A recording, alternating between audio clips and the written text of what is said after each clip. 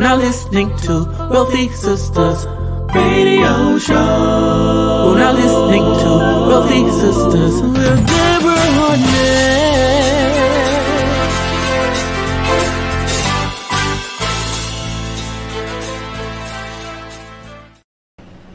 Great morning, and welcome to Wealthy Sisters Radio with a View.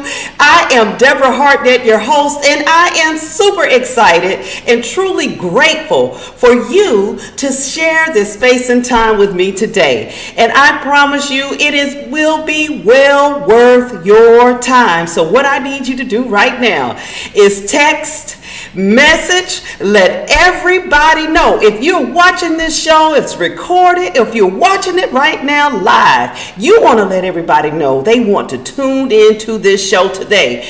A lot of times there's so much information that's right here at our fingertips, and I'm telling you, this information that you're going to get today, it is imperative that you get it, you share it, and spread the word. And you know that we are here on Wealthy Sisters Radio with a twofold purpose. That purpose first is to make sure we provide you with the inspiration and encouragement and that practical knowledge, right, that you can apply to your life and your business right now for that positive impact. And the second is to make sure that we provide this platform. Y'all know it's so important, right? That you know that we are multifaceted so that we can say thank you and celebrate the greatness in our sisters and our brothers in all that we're doing today, right? Now, let's get to today's show. I'm telling you, I'm going to try my best. Y'all know how I get, but I'm going to try my best to contain my emotions, to contain my excitement. This is such an incredible time that we're in. And I mean, when I tell you how fast things are moving, they are moving fast, y'all. We got to be alert. We got to be awake. I mean, I had the privilege of learning about this place, this very special place, just in June. I found out about Sapelo Island. It was shared with me by a brother from South Carolina at the Gullah Geechee Museum there, Mr. Hodges. You got to check him out, and we're going to have him on the show as well. But he said, listen, I told him about my conversion to Islam. He said, you would love to learn about Sapelo Island. That was one of the first places on record where a mosque was built here in the U.S. And he started talking about Bali Muhammad, how this slave had all of this land and this ownership, and that there were his descendants who were there today. Y'all, when we talk about gentrification, we don't even know what it is until we look at what's happening and what has happened to a lot of the land that we've owned up and down the East Coast. And this special place I am so super proud to see what this family is doing and how they are in the fight and winning. And I am privileged to present to you today none other than Mr. JR Grovner. I'm telling you, this gentleman and his family, what they are doing. We had the privilege to meet him last month, went down to this gorgeous island that you have to take a ferry to, and had the opportunity to go on his special tour. And when I tell you, I am not going to hold him back from you any longer. Again, please, everybody, give my special guest, Mr. JR Grovner, a very warm welcome to Wealthy Sisters Radio. How are you, Brother JR? I'm doing all right. How about you? Fantastic. Again, thank you so much. We appreciate you for your time today and for everything that you are doing to stand and to fight and say, no, not on my watch. No, we're not going to continue to allow these things to happen. So again, thank you for all that you're doing. Well, thank you for having me on your show. Yes, indeed. And I know you had mentioned to me, that several things we talked about when I came there to the island. But before we get all into that, if you could just take a little bit of time, if you don't mind, just to introduce yourself, who you are, because I know I couldn't do it properly, but who you are as it relates to Sapelo Island and why people need to pay attention to this episode. My name is JR Grovner. I'm a descendant from Sapelo Island. I'm a descendant of enslaved people of Thomas Spalding and Sapelo. Now you a little muffled. I'm sorry, brother, and I don't want anybody to miss what you're saying. If it's a way that we can get the phone closer, I don't know if you're coming through your car phone or what have you. If you got some headphones, maybe that might work better. But we want to make sure that everything is clear, that they can hear you. Let me see if I can hook it to my car phone. And maybe Okay, okay, all right. Yeah, that'll help us. I know they've got these good speakers going here today in the phones. okay. Let's see. Yes, if you are just tuned in, you're joining us live here on Wealthy Sisters Radio with a View. Our very special guest is Brother JR Grovner. He is a descendant, a ninth generation descendant of Bali Muhammad. Let's see, did it connect for you? Not sure. I'm trying to see why that's connected. Okay. All right. You just start talking when you get it connected. I'm just going to continue to welcome everyone. We thank you for tuning in here to Wealthy Sisters Radio with the View. And, as always, we're super excited to have you on with us. Also, I want to make sure that you spread the word. I need for you to help us here on YouTube. We've got the audience that we have on the Facebook and LinkedIn. We want to focus as well on the YouTube channel. So if you're tuning in to us here on Facebook and LinkedIn, if you could do us a favor and go over to the YouTube, make sure you like and subscribe and share. Okay, we're going to have him pop back in here, but make sure you like, subscribe, and share so that we can continue to spread this word, this positive information that we are sharing here on our platform at Wealthy Sisters Radio with the View. All right, looks like we got Mr. Grovner back. Let's bring him on in. Let's see. How about that? Is that better?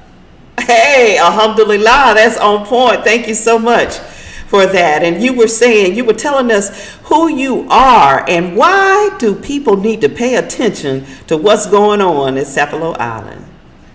Like I said, my name's JR Grovner. I'm one of 28 residents on the island. I am a descendant of some of the enslaved people that were brought to the island by Thomas Spalding. I am the great grandson of Bilali Muhammad, which was brought from the Turk and Caicos, from Timbo, Guinea, Africa to Sapelo. He was brought there to cultivate rice. And my family been there ever since they were enslaved people on the island. And we're still there. We're still there now. And you're still there. And let's talk about, I want to talk about the beauty of the island, and then we can get into what the fight is when we start talking about one of the most egregious forms of gentrification that's out here, or continuance of it.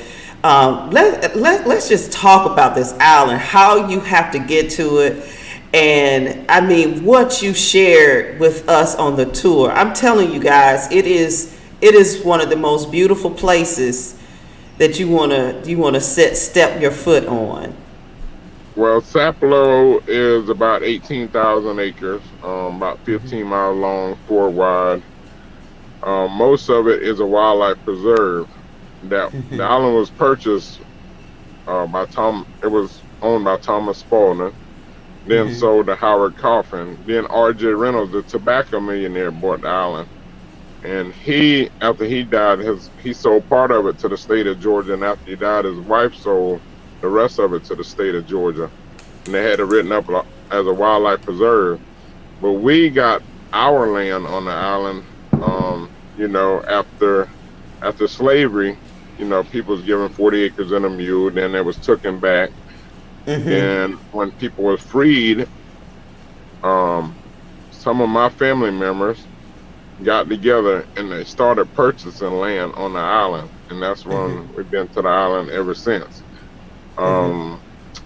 We got a mansion over there that's owned by the state of Georgia. R.J. Reynolds built it. We got about 7 miles of beaches, and most likely when you go to the beach, you'll be the only person on the beach. We got Behavior Cemetery, which is a cemetery on the island that got its name Behavior. It said the last of the slaves Thomas Spalding brought to the island, a few of them ran off in the woods there, and they said they could have stayed there as long as they behaved themselves. Got an old sugar mill. We got a Indian shell ring that's on the north end of the island. I don't think you got to see that. It's on the north end of the island and dates back to be over 4,000 years old. It used to be 3 of them on the island. They destroyed 2 of them during slavery. We still got tabby ruins that slaves used to live in. The walls are still there. You can actually walk inside of the tabby ruin. Yep. And so now, when we talk about the beauty of the island, that beach, you're right. To my other Muslima sisters out there, that is a beach that you could actually get full sun because there's nobody, out there on that beach. But let's also talk about the preserve. You said it's most of it's a wildlife preserve. But the fact that it has not been touched or poisoned by any toxins, like the soil, the richness of it, it was so beautiful to be able to pull on the side of the road and you pull that leaf off of, was it the prickly ash or whatever that was? Prickly ash, toothache. Yes. Yeah, and I remember as a child growing up here in Georgia, we used to be able to pick honeysuckles anywhere. You wouldn't be afraid to do that. But today, I'm not doing that because of all of the toxins. I don't know what has been sprayed. But talk to us about, that part of the land as well. A lot of honeysuckles on the island certain time of the year. Can you still hear me? Yeah, I can hear you. Okay, I don't know what happened with the phone. Okay, I can hear you though. It's a lot better than it was before. Yeah, we got a lot of different stuff like that on the island. The toothache tree is what you were talking about. Is one of the stuff that we use for natural herbs on the island. We got that. We got something else we call life everlasting. In Africa, they call them never die seeds. We got stuff we use for colds and flu. We got stuff we use for arthritis, high blood pressure, all kind of different stuff. And then the baskets that sweetgrass baskets.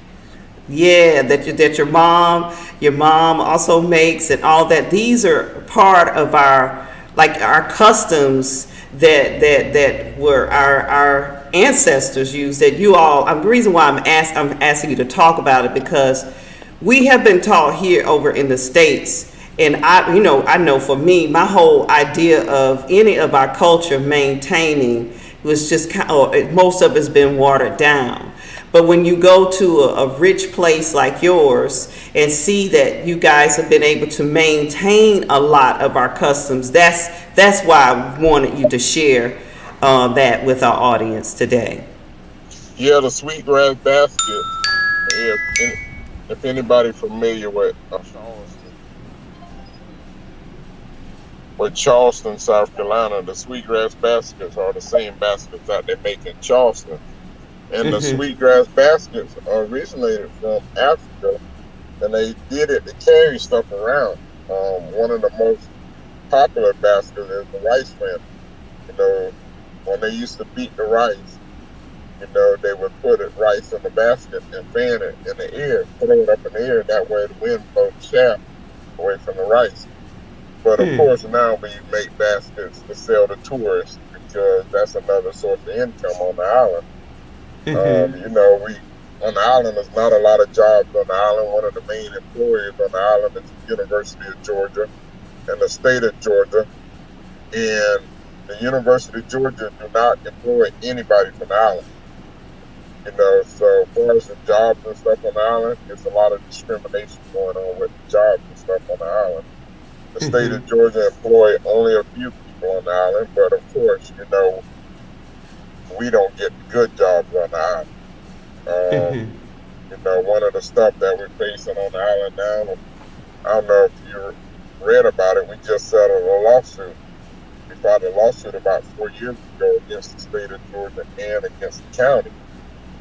The state of Georgia didn't have a lot of handicap accessible stuff, didn't have handicap parking, had the big docks of old people on the island. The ferry wasn't really handicap accessible or wheelchair accessible.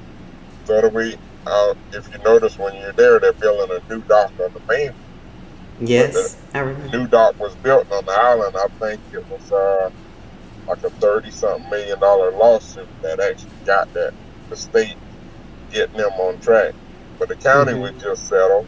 The county lawsuit was for the taxes. We don't have any kind of EMS service on the island.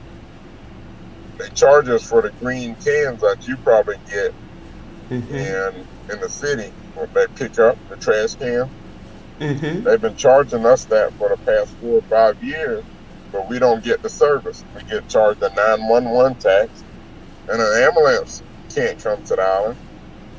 We don't have police service on the island, which we don't need police services on the island because Sapelo, I would say, is the safest place in the world. Cars don't need tags and insurance, none of that kind of stuff like that. And you saw a lot of roads are dirt roads, so it's not like people speeding or anything like that. So Right. that's some of the major issues that we got going on the island. And one of the things is the county, we set a building code in place years ago where we don't build a house over 1,400 square feet. But the county's coming in, allowing people to build bigger houses, and some of the houses are out of code, don't have the historical look like the community, and that forces our taxes up. And a lot of the people that are coming to the island that's building houses, they buying land, swapping land. Like I know one incident, one piece of property on the island usually go for like $300,000 an acre. I know 1 acre that sold 2 times in one day for like $1 million.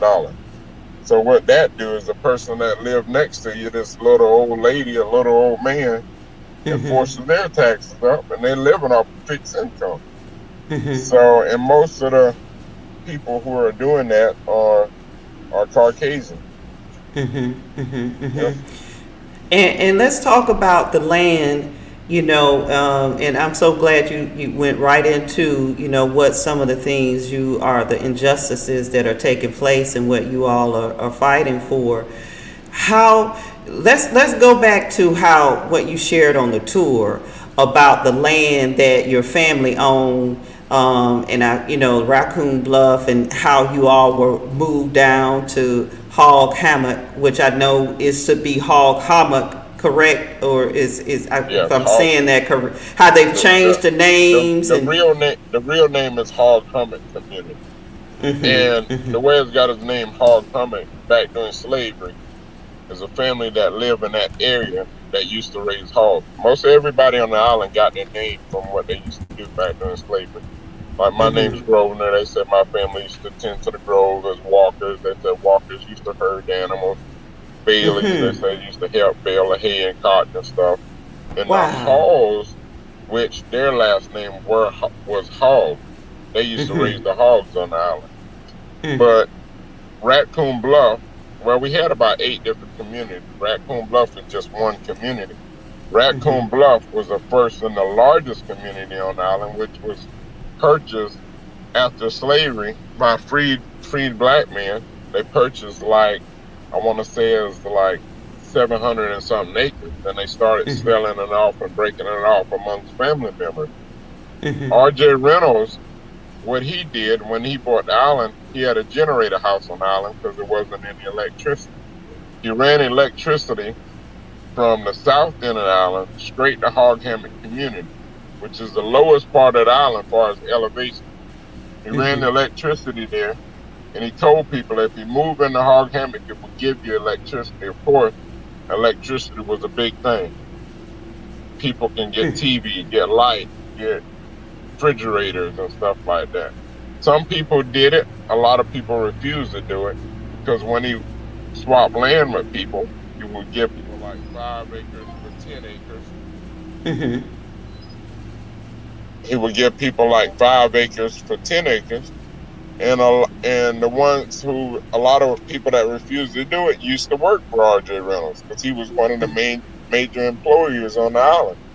Mhm. So I remember Alan Green, the old guy that was living when I was young, when I was about 12, he was about 90 something years old. Alan Green said a way R.J. Reynolds got him and his wife out of Raccoon Bluff. His wife got sick. Reynolds used to own the ferry. Reynolds told the ferry captain, say, you sign over the deed this, if he signed over the deed to his property, then take his wife off the island to the hospital.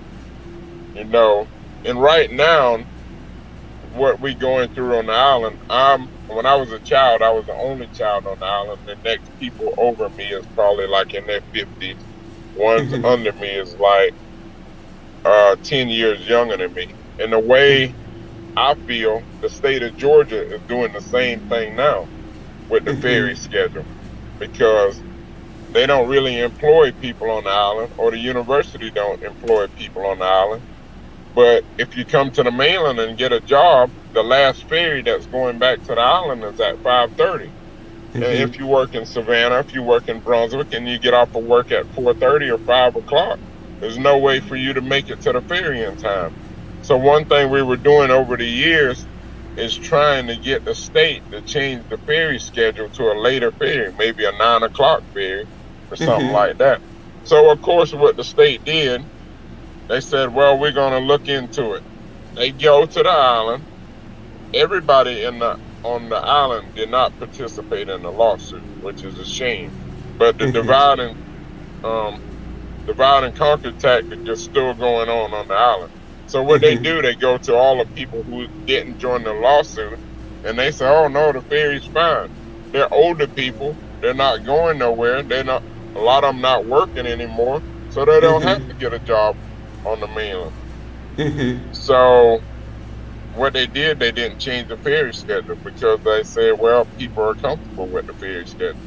But a lot of people who are on the lawsuit live in Atlanta, live in Savannah, live in, different places. And the reason they live in those places because they can't live on Sapelo and work and live on the island because of the ferry schedule. So that, Mhm. but like I said, they use the divide and conquer tactic, and it's still going on. Well, that's historical. I mean, we know Harriet Tubman carried that shotgun because she knew, look, you're not going to go back and tell them what this route is, what we're doing here. So that's something they've always been able to use. And we can think of terms in history that we use today, from the Uncle Tom and all those type of terms. We know that's where that came from. So those people are, or Wait, be wait, you- there. wait, wait, wait! Uncle Tom wasn't a bad person. Uncle Tom helped them stop beating women during slavery. Now, little black Sambo was the bad person. The bad person, yes, yes. See, you educating us on that. You educating us how we can take terms and use them, and that's but, what we know. but Go ahead. but when you say that Uncle Tom, everybody know what you mean because Right, we so used to calling people that's old Uncle Tom right there.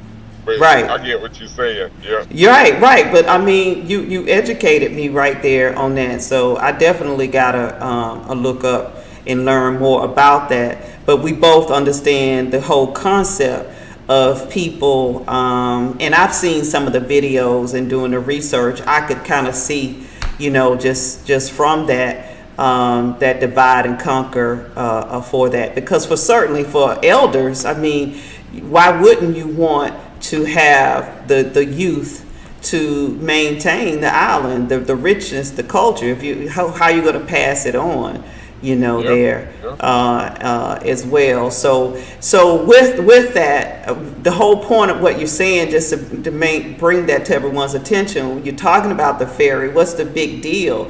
It's a big deal if you want to live somewhere and you're not having the land that you're supposed to have to do some of the things. Like, you could talk about some of the things you all could do to maintain without having to come off the island. Yeah. You're not able to do that. You got to feed your family, so you have to go to Atlanta, or you have to live in Savannah, or you have to live in Brunswick to be able to do that because of this schedule of the ferry there. But what are some of the things when we start talking about, well, let's go back to the land though. We'll get to that, and then I want to talk about some of the things you could be doing, you can do, some of the plans that you all want to do to take care You of you yourselves know, there. a lot of the stuff with the land, like, I feel like the land is important because if we have the land, we can create jobs, we can create income. You know, one of the things that I always said I want to do, if I had the proper amount of land on the island, I build a horse stable, and I could take people on trail rides, and that may be a job for 2 or 3 descendants on the island. We can open Airbnbs. We got a few Airbnbs now, but we can have more Airbnbs, more cabins, and do kayak rentals or guided more guided tours for like kayaks and stuff like that. And with the land we can create more jobs. We can do our own farming, stuff. You know, we do a small scale of farming now, but I mean more like a major scale. Right, right, right. And that's what I'm thinking about too. I mean, just because we mentioned earlier, the soil has not been tainted. And, what we are paying today to get, hopefully it is really organic, we don't know, but to get, to pay for food that has not been grown in pesticides or treated with GMOs. I mean, just the fact that you could do that alone is a great economic would be a great economic opportunity there for your family. So there is land that we know that was yours that now is not yours. Can Oh you yeah, share? there were land that was my family land, that the state is actually claiming on the island. There's land, but we working on it. We working on it. Okay, I okay, can't get okay. in. I don't want to get Can't get deep into into. detail because Okay, it's chess. I can't let them know my next move, right, right. but We we understand that. working on it. We, Yeah. we understand that. We understand that. So, what? Tell us a little bit more about the tour and what can people do now. As far as coming to the island to experience Sapelo Island, that could help in this or in this economic push for what you all are wanting to do. I mean, we want people to come visit. We try to encourage people. If somebody's a lawyer or know a lawyer friend, it always helpful. That's sort of how the lawsuit went on. But as far as the tour, if you want to visit the island, you're gonna look my website up, which is toursapelo.com, or just email me. It's sapelotour@gmail.com, and we usually charge like $30 for a tour. If it's group, we give a discount. And like I say, we go to the mansion, the lighthouse, the Behavior Cemetery, Hoghammon Community, and Nanny Goat Beach. And, we try to encourage people to come to the island, to experience it because there's no other place like it in the world. And I know one of the things when we went to the cemetery, I remember you were talking about that most of us don't know that you said 40%, and I have heard sometimes as high as 60% of the slaves that were brought here were Muslims. And I'm speaking to the community, the Muslim community. When you go there and you see the cemetery, is if you could describe that in the real name of the cemetery. We know it was changed, like you The name mentioned. of the name of Behavior Cemetery. If you go to the cemetery, on the left hand side, all the graves are behind the headstones. On the right hand side, there on front of the headstone. And the reason we bathe people like that is part of the Muslim religion that they practice in slavery. Bathe people with their feet facing east and towards Mecca. And a lot of the slaves that were brought to the United States were Muslim, but they were forced to Christianity by their owners. So a lot of people don't know that. A lot of the old Baptist churches that are built in the South are built from east to west, and the congregation faces the east, and the pastor faces the west, which is the east is towards Mecca. And a lot of people don't know, you know, a lot of stuff like that, you know, and that's expected because back during that time they forced that out of us. They don't want us to know that, you know. They don't. And I'm telling you, as someone who just converted 3 years ago, I mean, it's the truth. There's so much truth. It's the truth. It is the truth. And the empowerment that comes from, the windows of Islam and understanding that's our truth. I can't speak on that enough, and we'll have an opportunity at a later show to talk more, Okay. on that. But yes, you're exactly right. That is a lot of things that we don't know. Now, I know your time is precious and we won't hold you much longer. If you've just tuned in, you're here live with us on Wealthy Sisters Radio with a View with our very special guest, Mr. JR Grovner, of Sapelo Island. Can you share with us your organization and ways for people to actually perhaps get involved in the fight to, provide if there's a page that they can go to donate or what have you? Share information on what you're doing with that, please.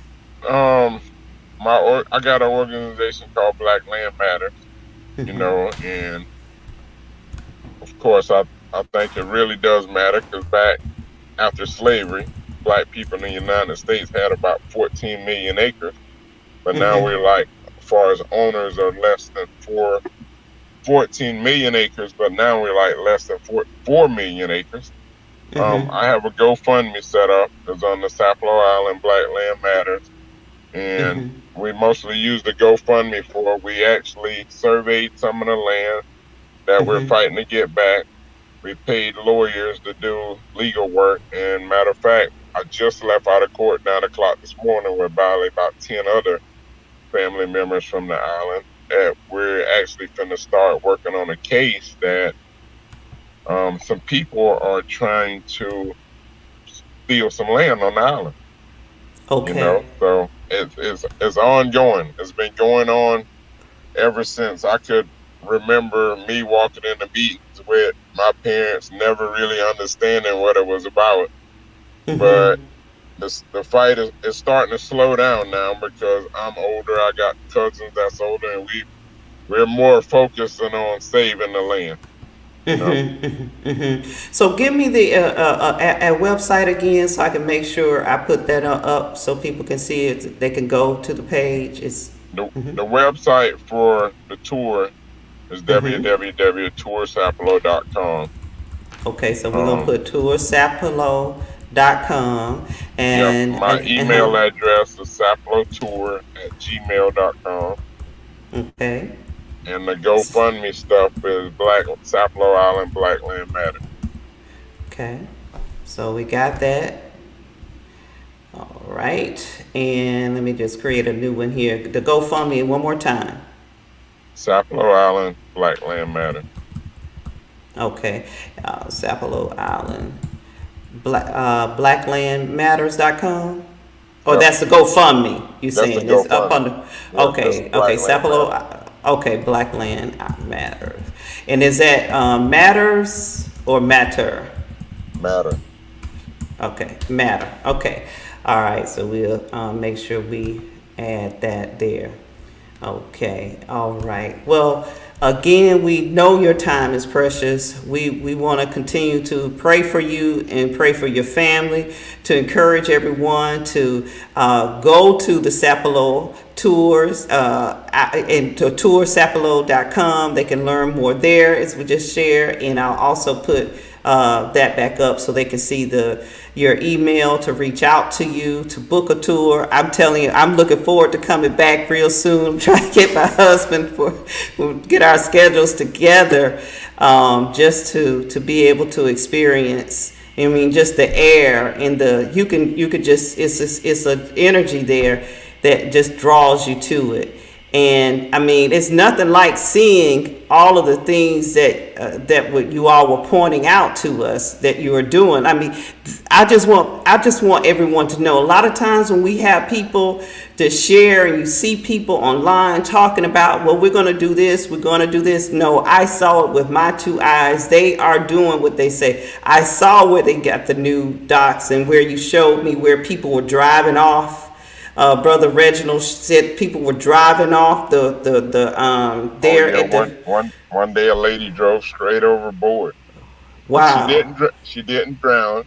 Thank She God. made it, but I witnessed that she drove straight overboard. Right, and the things that you're fighting for, you all are winning and getting these things in place. And I saw how they are taking the seniors now when they brought them where you park, and the man would drive her up to, I guess, the pier there. Yeah, so I can see the evidence, of what you all are doing. So that's why I'm encouraging everyone that is tuning in, is going to be watching this later through the recording, to make sure you go to the websites that you see here and make sure you donate and keep them in your prayers. So with all that said, please go ahead, sir. Mm-hmm. And another thing, if anybody want to know more about the religion, as far as the Muslim religion on the island, Malali Muhammad wrote a diary in Arabic, and the diary he wrote, you can get copies of it from the University of Georgia archives. How they ended up with it, I don't know, but it's written about, it's a diary that was written, and it tells you about one of the first things on Sapelo, thinking one of the first mosques in the United States was on Sapelo. Mm-hmm. And before I die, I wouldn't mind seeing a mosque built back on Sapelo. Absolutely. Come back over to the island. Absolutely. Well, that's something that my husband told you. That's on his mind, and that's all he's been talking about.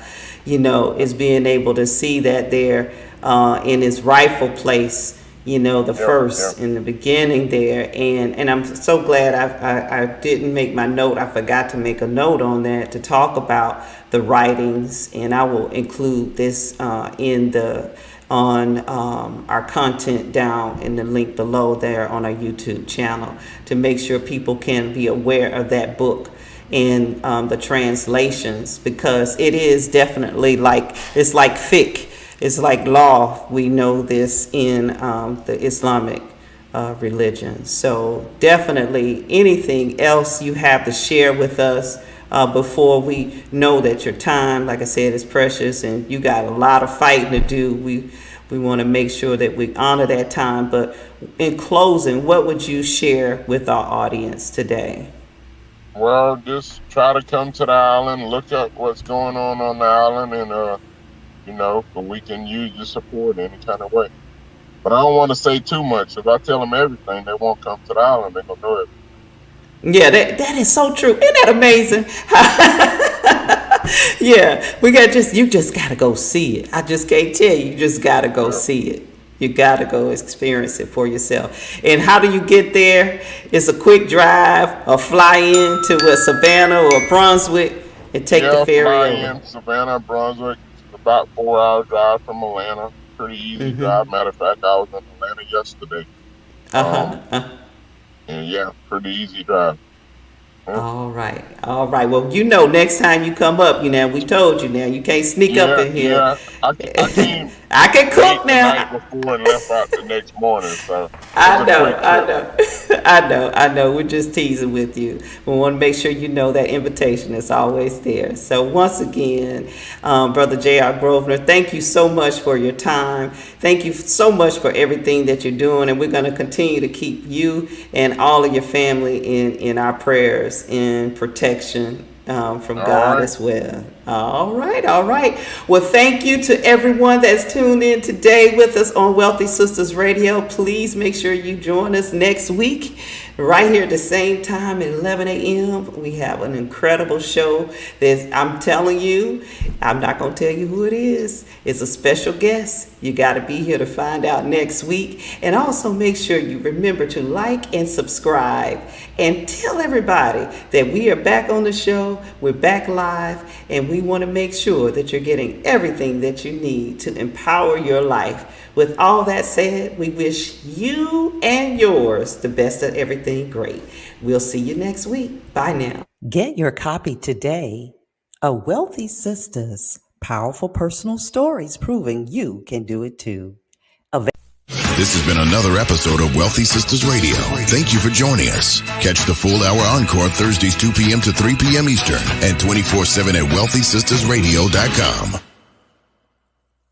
The opinions of our guests do not necessarily reflect the opinions of our host, staff, or parts of Wealthy Sistas Radio.